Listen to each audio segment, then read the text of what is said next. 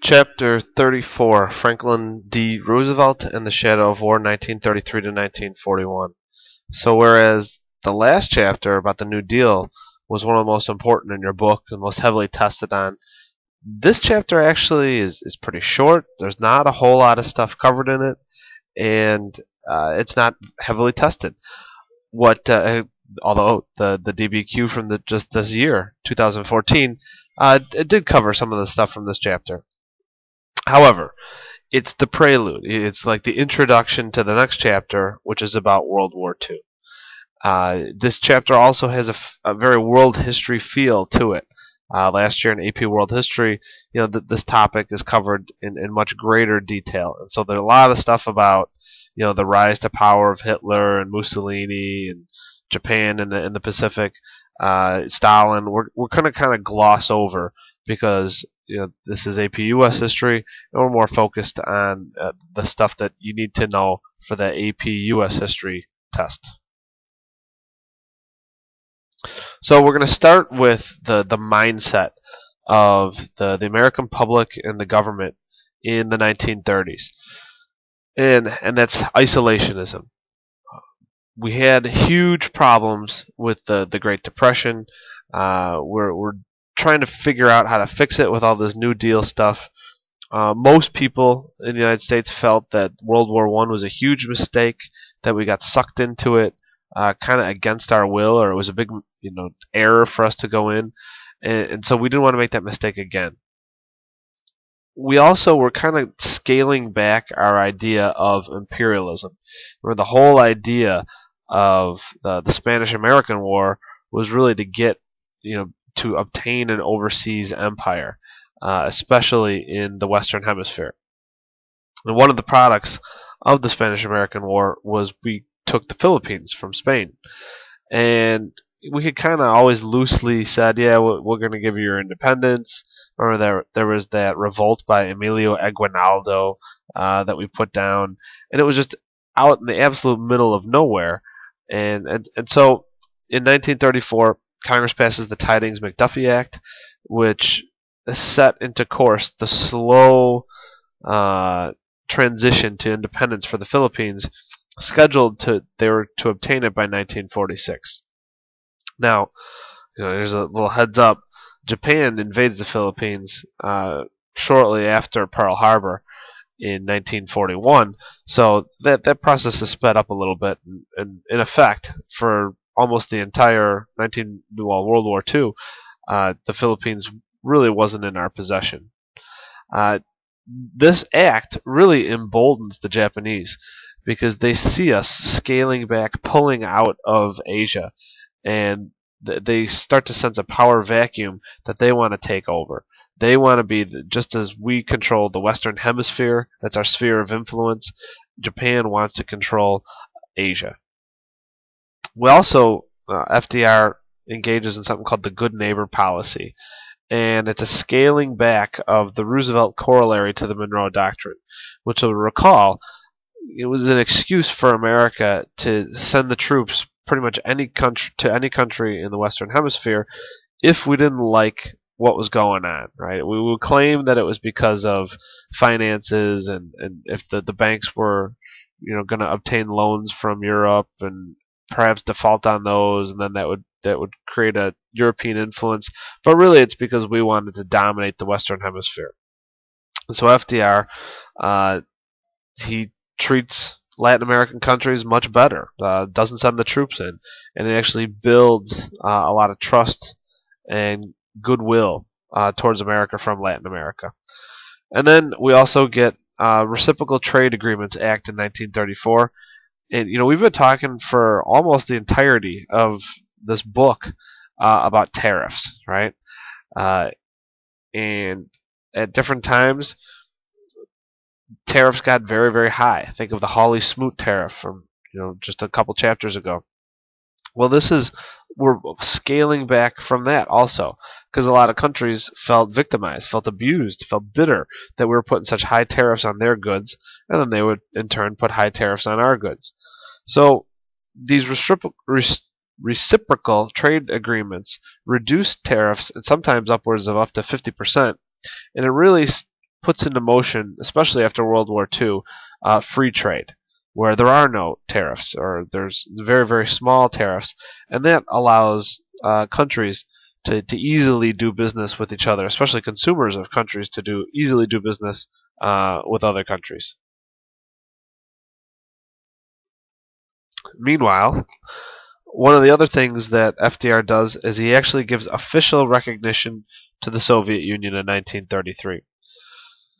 After the Bolshevik Revolution, the United States had that Red Scare, right? And so the last thing they wanted to do in the early 1920s was recognize the Soviet Union as being a legitimate country, because that would embolden our own commies at home.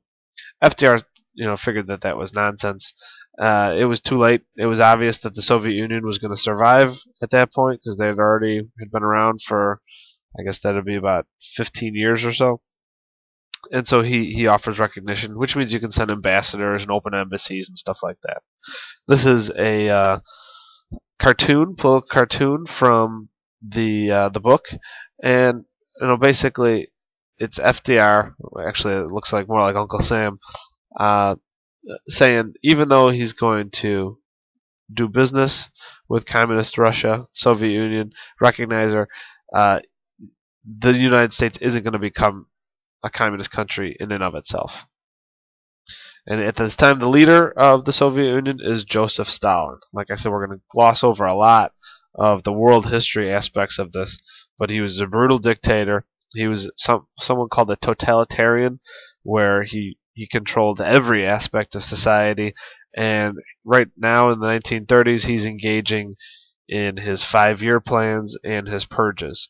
And so he's rapidly industrializing the Soviet Union, and also completely destroying any type of even perceived threat to his power or the Communist Party's power in Russia. All right, the title of the subheading in this section of your book is called Storm, Cellar, Isolationism. We talked about the United States starts being friendly towards other nations, but it really scales back from becoming Team America World Police. And there's lots of stuff going on in the world that the 2014 America would definitely get involved with. At the very least, start embargoing sanctions, and at the very most, send the troops. So you got Germany, led by Adolf Hitler, who's very upset about World War I ends and the Treaty of Versailles, and they felt screwed and all this other stuff. So Hitler is elected. He seizes even more power with the fire at the Reichstag. He essentially becomes a constitutional, an elected dictator. And then he leads Germany on the path for war. And he does so from a very racial standpoint and motivation, where obviously the whole anti-Semitism, Holocaust, Jewish aspect, I would hope. But there was more components to that, where his excuse was he wanted to protect Germans in Europe, not just within Germany. So he rearms, he reoccupies the Rhineland, which had been previously kind of controlled by France after World War I. Germany withdraws from the League of Nations because the League of Nations says you can't do that, and then Germany looks towards other German areas of Europe that they can essentially conquer. And so they take over Austria, then they take over the Sudetenland in Czechoslovakia. Sudetenland was areas that bordered Germany that were filled with Germans. And then after that, then you get Neville Chamberlain, the Prime Minister of Great Britain, who goes and meets with Hitler and gets Hitler's promise that he's done expanding. And so Neville Chamberlain comes back and goes, "Oh, we have peace in our time," and he believes that he averted war. And then, the plane is barely landed in Great Britain before Adolf Hitler and Germany take over the rest of Czechoslovakia, and then start their plans for world domination from there. Italy, meanwhile, had consolidated into one country in the late 1800s. Then you get the fascist dictator Mussolini comes to power in the early 1920s, and he's a very kind of racial focused expansion, and he's trying to reinvigorate and harken back to the ancient Roman Empire days. And because Italy was so late in coming together as a single country, they were very late in the whole, imperialism colonization. And so he wants to expand into Africa. And so Italy invades Ethiopia, destroys it. The rest of the world complains but does nothing. And so Adolf Hitler, who's a fascist, sees that Mussolini is doing some good work, according to him, and they are of like mind, and so they form the Rome-Berlin Axis in 1936. Meanwhile, in Asia, you get a guy by the name of Hideki Tojo, who is the prime minister, and he's also the head of the military. He kind of gains more power than the Emperor Hirohito, and is able to unduly influence the Emperor. And Japan, of course, wants, as I said before, wants to control Asia, and so they, on propped up charges, invade Manchuria by blowing up their own railroad, and then invade, or then use that as an excuse to say that they should invade China. They're at war in China from the 1930s all the way until 1945, and they start to expand into other countries as well. The rest of the world complains, and so Japan withdraws from the League of Nations in 1935, and then in 1940 sees that its interests are aligned with the other two fascist powers, and so they form the Tripartite Pact in 1940, Germany, Italy, and Japan. That's a massive amount of world history condensed into about 3-4 minutes. There's Adolf Hitler. There you can see the rearming of Germany. Germany was really devastated after World War One, and their military was shot. Right, their economy was shot, and they were forced under the Dawes Act, really, which is American money, to reboot their entire society. And unfortunately, inadvertently, America helped prime the pump to get their economy rolling again with American loans, and which Adolf Hitler then, used that to build up the industry with a focus on the military. And so, by the end of the 1930s, Adolf Hitler has the most modern, powerful military in the world at that time, and he does so basically with American money. Okay, so Congress sees all this stuff is happening, sees that Europe is possibly moving towards another war, and there's this idea that our oceans, the Atlantic and the Pacific, are going to keep us safe. It's the whole notion of Fortress America, and we really didn't want, and this is including the American public, so it just wasn't Congress, we didn't want to be sucked into another world war. In addition to that, many people felt that World War I occurred and U.S.'s entry into World War I occurred because there was money to be made. And there was money to be made by the companies that sold munitions, food, uniforms, tanks, airplanes, bullets, rifles, you name it, to the different governments of the world. And if you're a defense contractor, you need a war, right? Because that stuff is used up, and you can make a ton of money. And so it's called the military-industrial complex. Now, at this time period, it didn't have a name like that. It's actually Dwight Eisenhower who warns of the military-industrial complex in his farewell address in the late 1950s, or I guess that'd be 1960. So what the idea is, if you can take the profit away from war, perhaps you can prevent wars from occurring.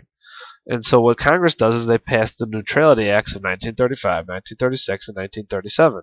And it put into place a bunch of restrictions that would automatically occur if there was a war somewhere in the world.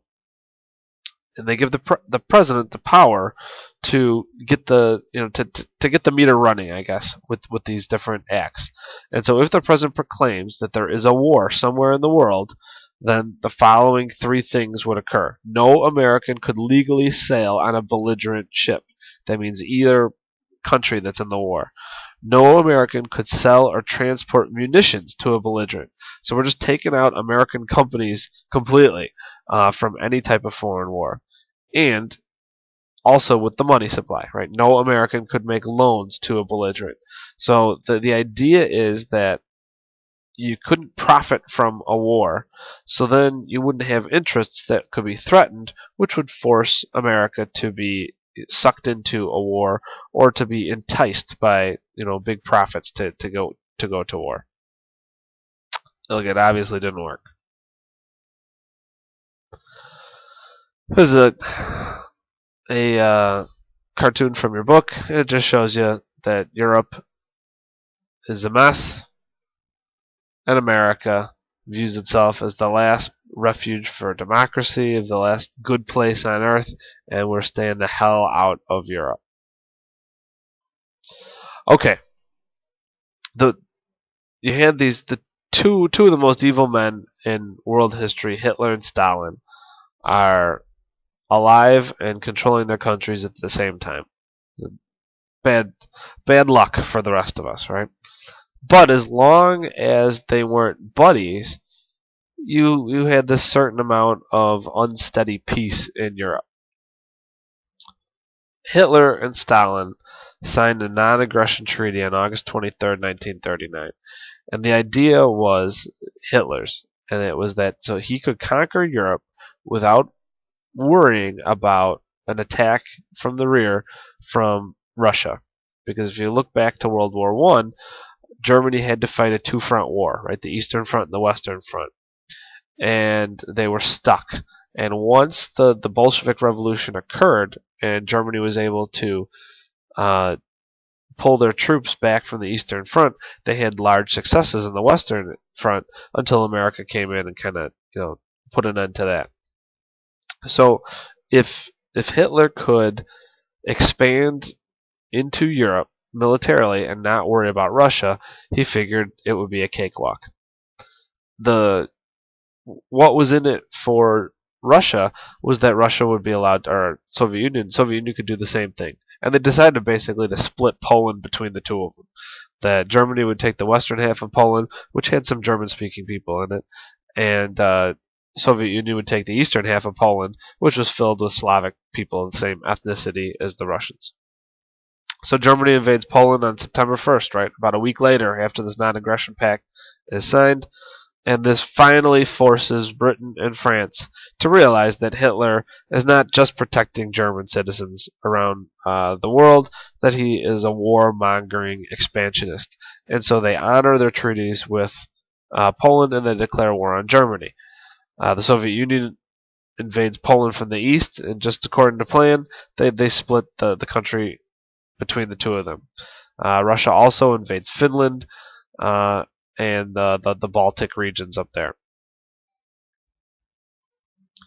Meanwhile, in America, Congress passes the Neutrality Act of 1939.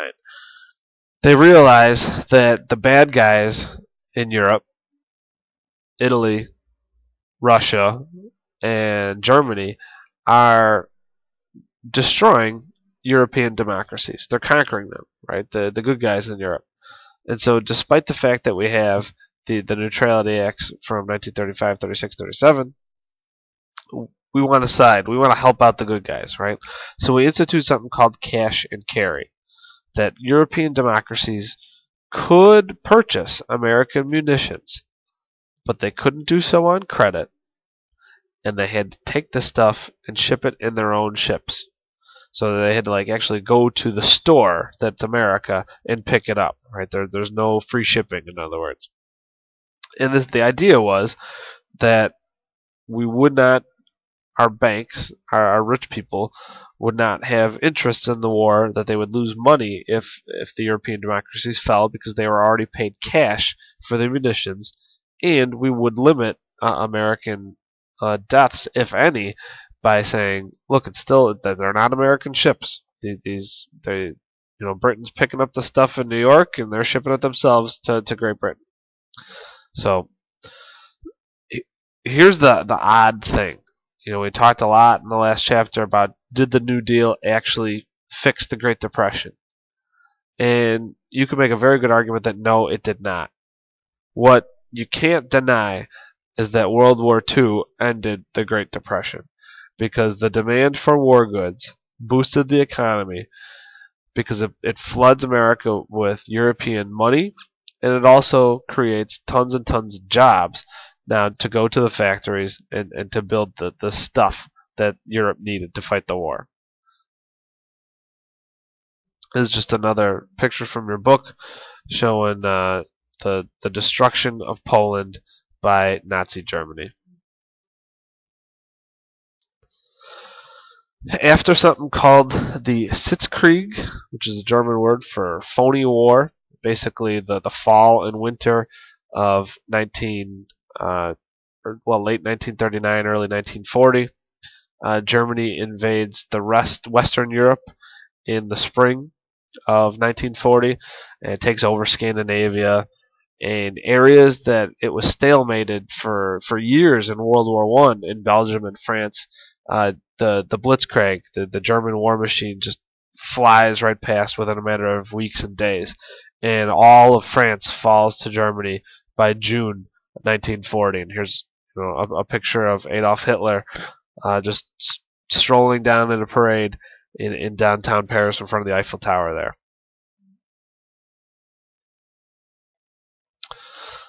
Meanwhile, we do have to, and I realize this isn't world history, but we do have to address the Holocaust, right? And it really starts in the 1930s. The Jewish people, ever since the diaspora, which I think is in about 70 AD or so, when the Romans kicked them out of Israel, they formed these small communities all over Europe. And a very large Jewish community forms in what later becomes Germany. Throughout world history, from 70 to World War II, there had been periodic atrocities and other hate crimes, we'll call them, against the various Jewish communities of Europe. But they're fairly low scale. The Inquisition in Spain was a pretty large scale one. But it really gets ramped up in the 1930s in Germany. The Jews were blamed by the Nazis for the German loss of World War I. That the infamous war guilt clause and some of the financing that apparently didn't play out how the Nazis thought it would or wanted it to, they blamed the Jews for it. And there's no like official hardcore facts that you could make a legitimate argument for the Nazis as to why the Jews were at fault for Germany losing World War I. But that doesn't really matter if you're Adolf Hitler, right? If you just keep blaming the Jews for all of Germany's problems, eventually a bunch of idiots are going to believe you. And it's one of the strategies of a ruler is you build public support for you, and you quiet internal discontent if you can unite your people against a common enemy. And unfortunately, Hitler united the German people against Jews, whether domestic or abroad. And it really culminates in a series of atrocities in the 1930s, and then eventually gets to the Holocaust.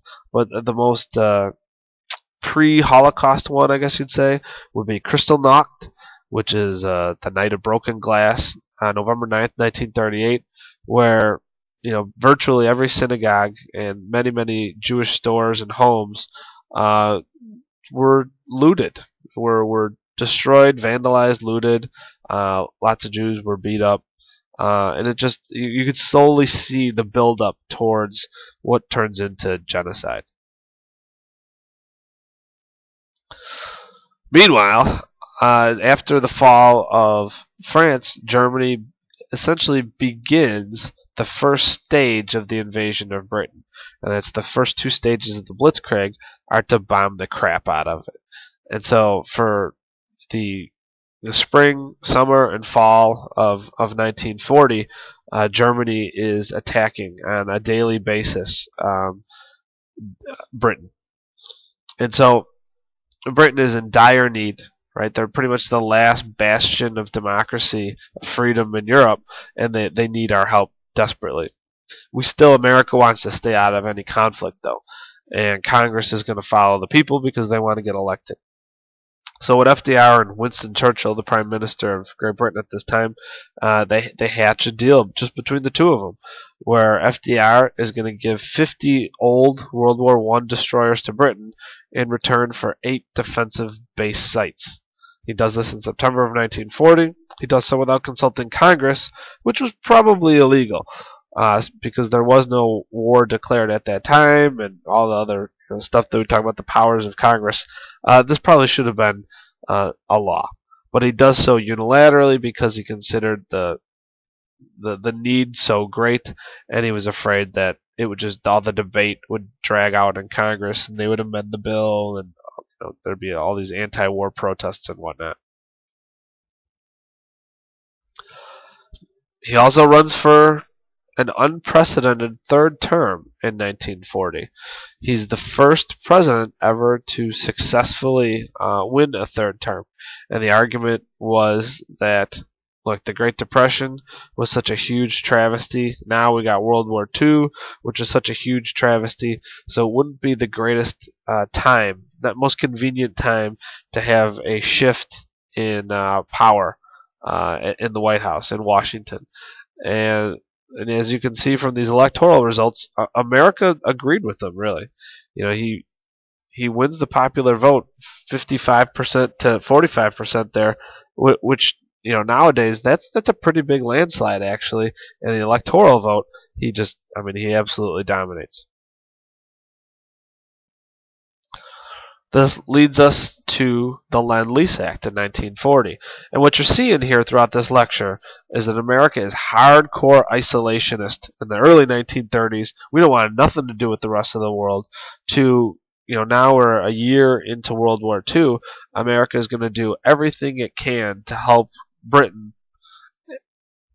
absent going to war itself. And so the Land Lease Act in 1940 says that America will now lend munitions, tanks, airplanes, bullets, bombs, you name it, to countries, and those countries will hopefully do the fighting instead of the United States. At the end of the war, then these countries can either return these munitions or, like their equivalent. So, whatever is kind of like what we gave them. Now, this is fairly ridiculous, right? Because we send over a tank that's going to fight in a war and get all shot up and log all these miles and damage. We're not going to want this tank back, right? So it's kind of a BS thing. By 1945, the United States spent about $50 billion in munitions as part of the Lend-Lease law.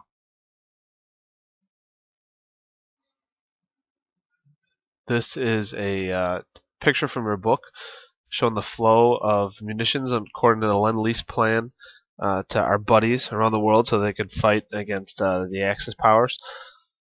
Notice you start to see some stuff going towards the Soviet Union, actually.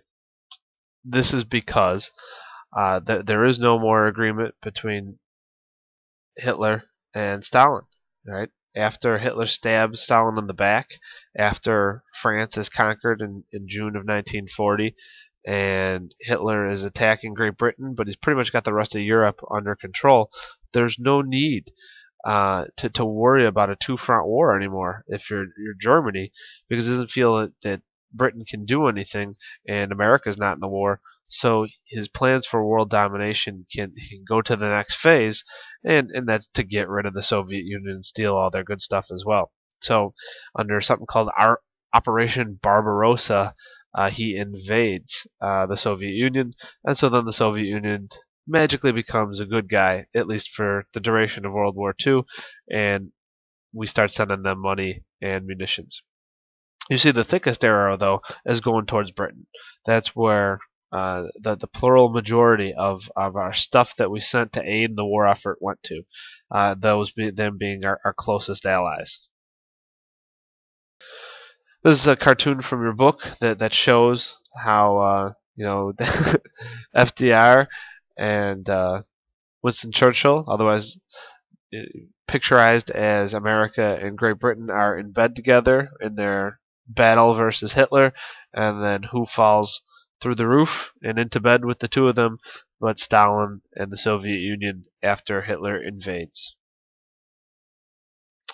Okay, so the U.S. will finally get involved with the hostilities, thanks, unfortunately, to Japan.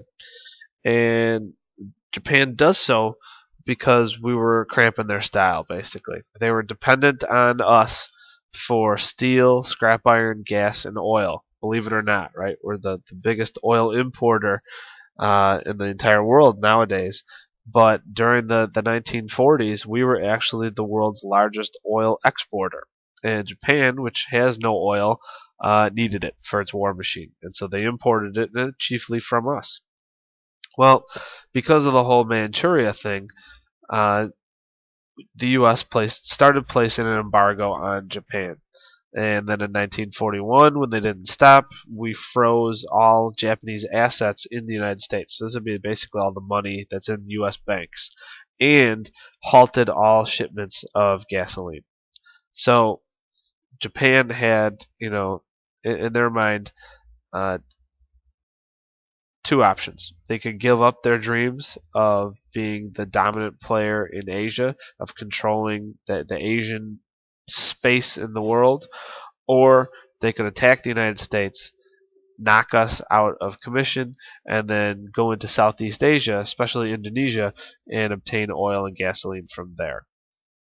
So on December 7th, 1941, Japan engaged in a sneak attack on the island of Oahu in Hawaii, and you know in two successive waves, destroyed a huge part of our Pacific fleet of ships, including pretty much all of our battleships.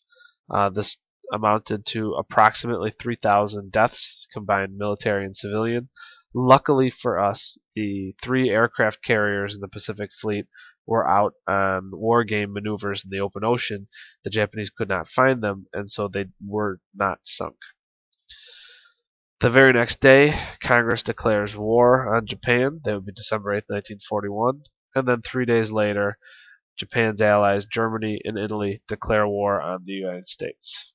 So that's how we get involved finally into the hostilities of World War II. This is a picture from your book of the battleship West Virginia, engulfed in flames. It actually sinks, but the damage apparently was salvageable because amazing work of the engineers and mechanics. They were able to lift the battleship back to the surface, patch its holes, and it was in fighting shape within a series of months. The Arizona, on the other hand, is the one that was, fairly obliterated. You see lots of footage of that battleship blowing up, and that's the one that sunk to the bottom of the sea, and they've built the memorial museum on top of it. That's the one where the oil wells up to the surface every once in a while, and it's the resting place to lots of Americans. All right, the last slide. You can see here in 1933 the recognizing of the Soviet Union and the good neighbor policy. This is when Hitler comes to power and Germany leaves the League of Nations. You see the Philippine Independence Act in 1934, the reciprocal trade agreements, and as part of that good neighbor policy, the Marines get out of Haiti. You see the invasion of Ethiopia in 1935 by Italy, and Japan getting out of the League of Nations along with their first Neutrality Act. 1936, our second Neutrality Act and the formation of the Rome-Berlin Axis. Stalin begins his big purge in Germany, re-enters the Rhineland. 1937, you see another Neutrality Act. Japan invades China. Hitler seizes Austria in 1938. You get Kristallnacht. 1939, Hitler takes the rest of Czechoslovakia. You get the Nazi-Soviet Pact. You get the invasion of Poland. You get our Neutrality Act, the cash and carry one. The 1940s, France falls. Hitler takes over the rest of Western Europe. We actually start our first peacetime draft, and this is when Germany begins its invasion of Britain, which is never completed. You get that deal, the basis for destroyers. FDR wins his third term. 1941, you get the Land Lease Act. Hitler stabs Stalin in the back, and it ends with the attack on Pearl Harbor. And that is it.